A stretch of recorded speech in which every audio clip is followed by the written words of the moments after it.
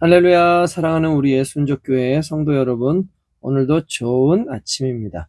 하나님께서 저와 여러분들을 통하여 하나님께서 큰 은혜와 복을 내려주시고, 특별히 이 아침에 하나님의 말씀을 통해서 은혜를 받기를 사모하는 자들에게 하나님께서 큰 은혜와 복을 내리실 줄로 믿습니다.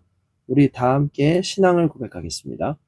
전능하사 천지를 창조하신 하나님 아버지를 내가 믿사오며 그 독생자 우리 주 예수 그리스도를 믿사오니 이는 성령으로 잉태하사 예언대로 처녀의 몸에서 나시고 나를 위하여 고난을 받으사 십자가에 못 박혀 죽으시고 장사한 지 사흘째에 죽은 자 가운데서 다시 살아나시며 하늘에 오르사 전능하신 하나님 우편에 앉아 계시다가 거기로부터 산 자와 죽은 자를 심판하러 오시리라.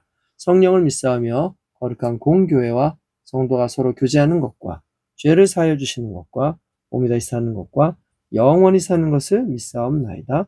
아멘. 네, 오늘은 우리가 누가복음 12장 말씀을 이제 보도록 하겠습니다. 12장 1절에서 오늘은 3절까지의 말씀만 우리가 한번 살펴보도록 하겠습니다. 그동안에 우리 수만 명이 모여 서로 밟힐 만큼 되었더니 예수께서 먼저 제자들에게 말씀하여 이르시되 바리새인들의 누룩 곧 외식을 주의하라. 감추인 것이 드러나지 않을 것이 없고 숨긴 것이 알려지지 않을 것이 없나니 이러므로 너희가 어두운 데서 말한 모든 것이 광명한 데서 들리고 너희가 골방에서 귀를 대고 말한 것이 지붕 위에서 전파되리라. 아멘. 네, 오늘은 이제 11절에 이어서 예수님께서 이 바리새인들에 대해서 책망하시고 그들의 조심해야 될 것이 무엇인지를 제자들에게 말씀하시는 그런 내용을 일단 오늘 우리가 좀 살펴보도록 하겠습니다. 일단 예수님께서 이제 이 바리새인들과 논쟁하시고 또 바리새인들, 서기관들, 그러니까 역사학자, 율법학자 이런 사람들이 예수님을 어떻게든지 자꾸 질문을 해서 예수님이 실수하기를 이제 기다리는 어떤 그런 시간적 흐름이 있었죠. 그런데 그 동안에 예수님 주변에는 수만 명이 모여서 서로 밟힐 만큼 되었다라고 되어 있습니다. 여기에서 이제 해석되는 수만 명이라는 단어에서 수만 명이면 어마어마하게 많은 숫자잖아요. 근데 여기에서 이 수만 명이라고 하는 것은 뭐 한 3만 명, 4만 명 그런 숫자를 의미하는 것이 아닙니다. 당시에 이렇게 수만 명씩 예수님을 쫓아다닐 수 있을 만큼의 어떤 공간적인 이런 곳이 없어요. 그렇게 다닐 수도 없고, 그리고 또 그 당시에 이스라엘 그 사람들의 그 숫자가 일반적으로 이렇게 모이는 것이 참 쉽지는 않습니다.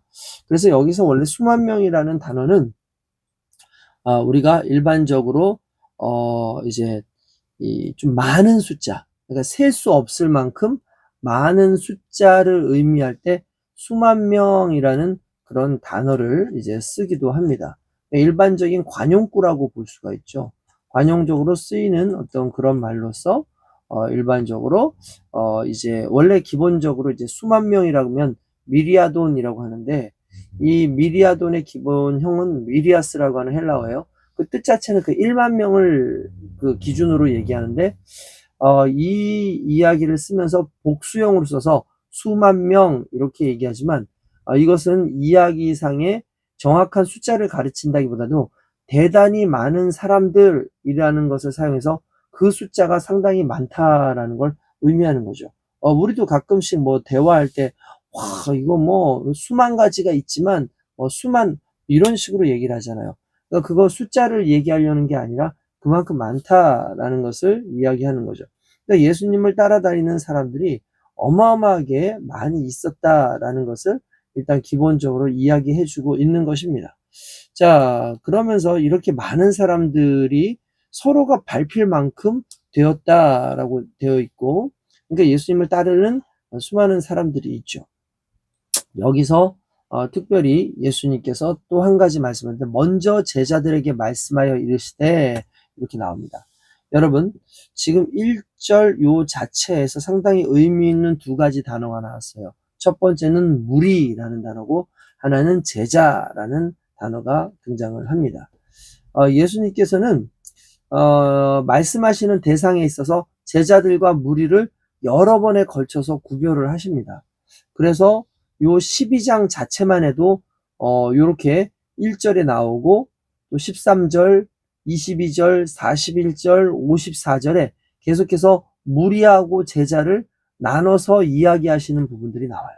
그러니까 예수님께서 그의 제자들을 향한 말씀은 이제 본절에서부터 이제 1절부터 시작해서 일단 또 12절까지 이어지고 있을 뿐만 아니라 실제로 12장 전체가 다 예수님께서 제자들을 향한 말씀이었다라는 것도 상당히 의미가 있다는 거죠. 무슨 말이냐?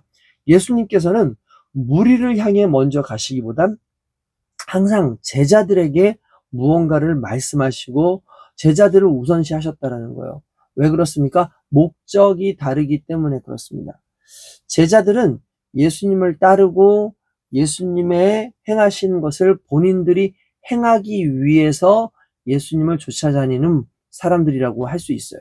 그러니까 어떻게 보면은 자신의 어떤 무언가를 위해서 또는 입신양면을 위해서 이렇게 움직이는 사람들이 아니라 예수님이 원하시는 것을, 예수님이 명령하시는 것을 따르기 위해서 오는 사람들이 제자라는 거죠.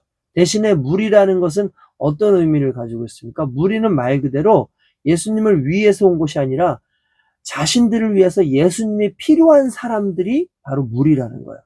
그러니까 제자와 무리는 이렇게 다른 의미를 가지고 있습니다. 그러니까 제자는 결국 예수님을 위하여 예수님이 원하시는 바를 행하는 사람이라면 무리는 자신들을 위하여 예수님을 사용하는, 예수님을 이용하는 그런 목적으로 예수님을 따라다니는 자들을 무리라고 그렇게 이야기를 하고 있죠. 그러니까 예수님께서는 무리를 통해서 이야기하셔봤자 그들에게는 한계가 있다는 걸 아세요. 그렇지만 제자들은 예수님 말씀을 따르고 행할 의무가 있기 때문에 그 의무로 보았을 때 먼저 제자들에게 말씀하셨다라고 볼 수가 있습니다. 특별히 바리새인들의 그 외식의 모습, 흔히 말하는 겉모습만 드러내는 그런 신앙의 그런 모습들에 대해서 주의를 기울이고 또 환난을 당할 때 신앙을 버리지 않도록 교훈하는 것이 1절부터 12절까지의 그 내용이거든요. 이렇게 이야기할 때 특별히 예수님께서는 제자들에게만 한정시키고 있다라는 걸, 철저하게 제자들에게만 한정시키고 있다는 걸 여기서 잘 보여주고 있는데 그 이유가 말 그대로 결국 예수 그리스도의 십자가를 지는 것처럼 예수님을 닮아서 예수님과 함께 순교할 수 있는 그 모든 의무와 권리가 바로 제자들에게 있기 때문에 먼저 제자들에게 말씀하시고 그들에게 중요하게 이렇게 강조하시고 계셨다라는 걸 볼 수가 있는 거죠. 결국 이제 본절에서 이제 이 1절에서 제자들과 많은 무리들을 구별하고 있는 이유를 이제 방금 전에 이야기한 것으로 이렇게 볼 수 있고 또 이제 여기에는 단순히 예수님이 좋아서만 쫓아다니는 사람이 있는 게 아니에요. 그러니까 예수님께 무언가를 얻기 위해서 따라다니는 사람이 아니라 여기에 모인 무리들 중 또 대부분은 순수하게 예수님 말씀을 듣기 위해서 온 자들이라기보다는 예수님을 챕잡기 위해서 서기관들과 바리새인들 편에 서 있는 자들이라고 또 추측해 볼 수가 있겠죠. 그러니까 예수님에 대해서 무언가 반대하고 또 서기관이나 바리새인들의 편에서 그들을 추종하는 이들이 예수님과 함께 이렇게 같이 있다라고 봤을 때 예수님은 철저하게 그들을 배제하고 예수님의 제자들에게 무언가를 말씀하시고 계신다라는 걸 의미하고 있죠.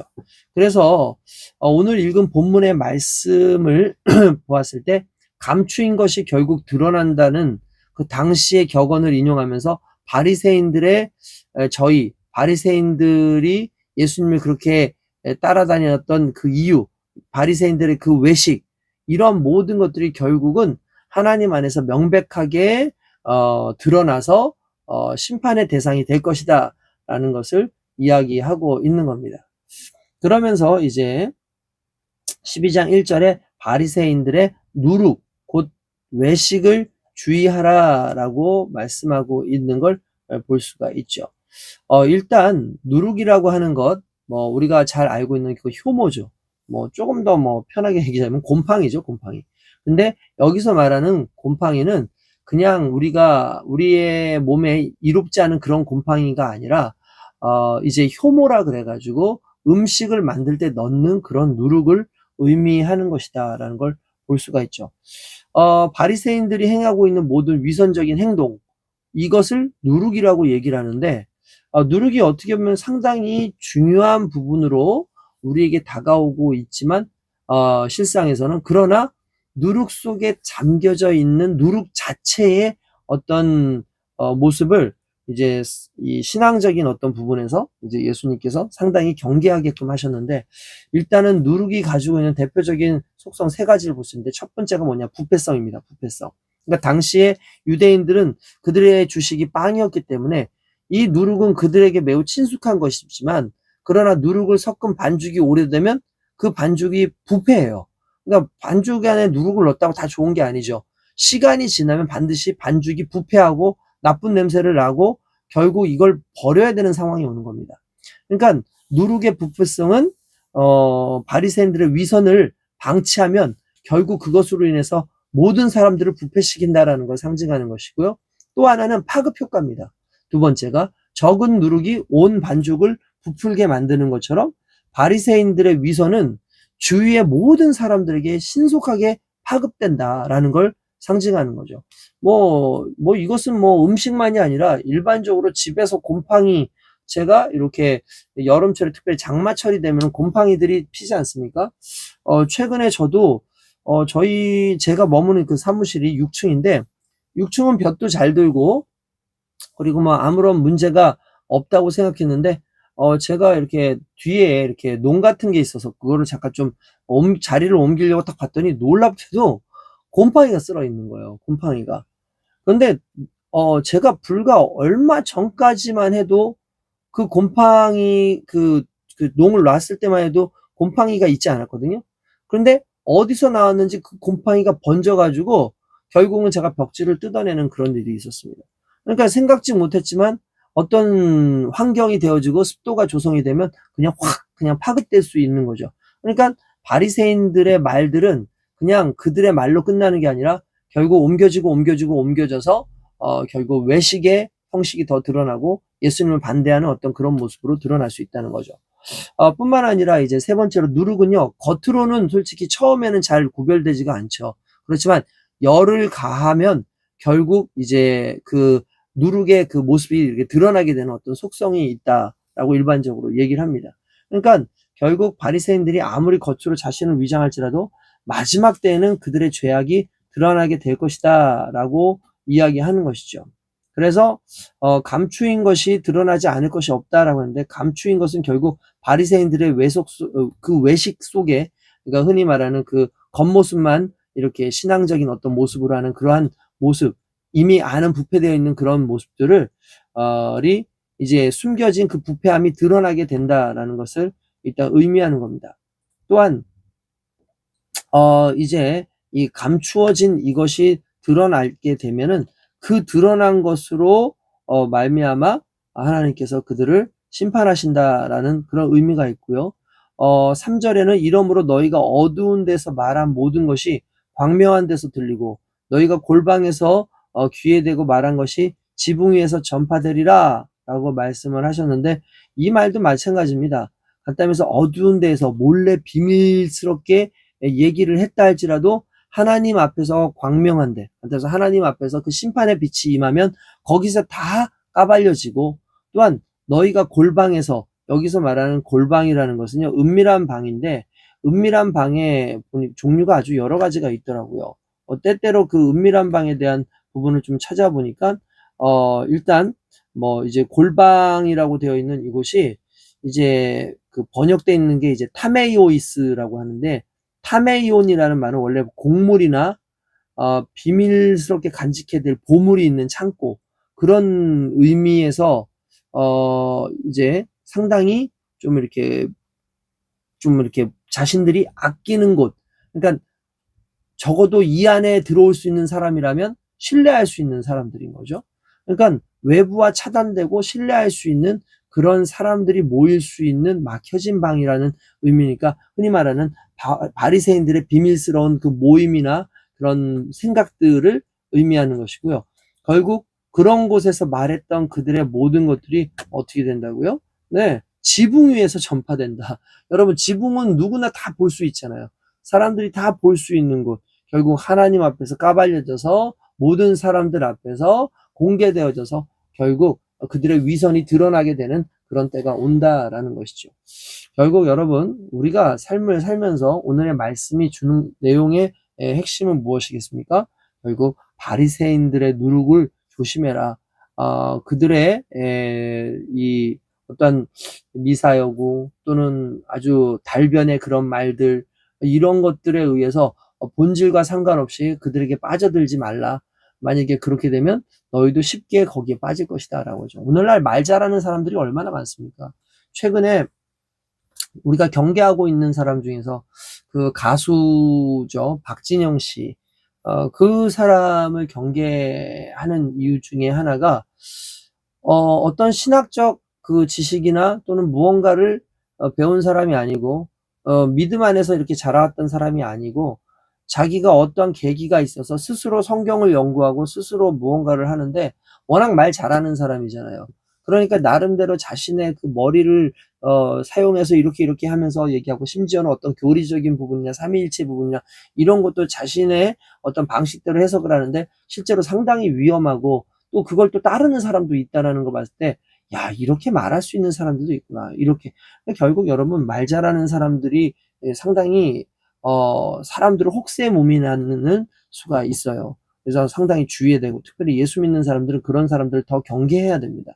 아무튼 여러분 우리의 삶 가운데 있는 수많은 그런 문제들 가운데에서 저와 여러분들이 항상 조심하고 외적인 어떤 외형적인 것보단 예수님의 제자가 되어서 좀 더 내적이고 좀 더 하나님이 원하시는 그런 하나님 나라에 집중해서 살아가는 저와 여러분 될 수 있게 주님의 이름으로 축원드립니다. 거룩하신 아버지 하나님 감사합니다. 바리새인의 그 외적인 모습이 아니라 정말 예수님 제자로서의 그 내적인 것에 조금 더 깊이 다가가 하나님의 뜻을 알고 살아가는 우리 모두가 되게 하소서. 예수님의 이름으로 기도드리옵나이다. 아멘. 자, 할렐루야. 오늘 하루도 승리하시길 주님의 이름으로 축원드립니다.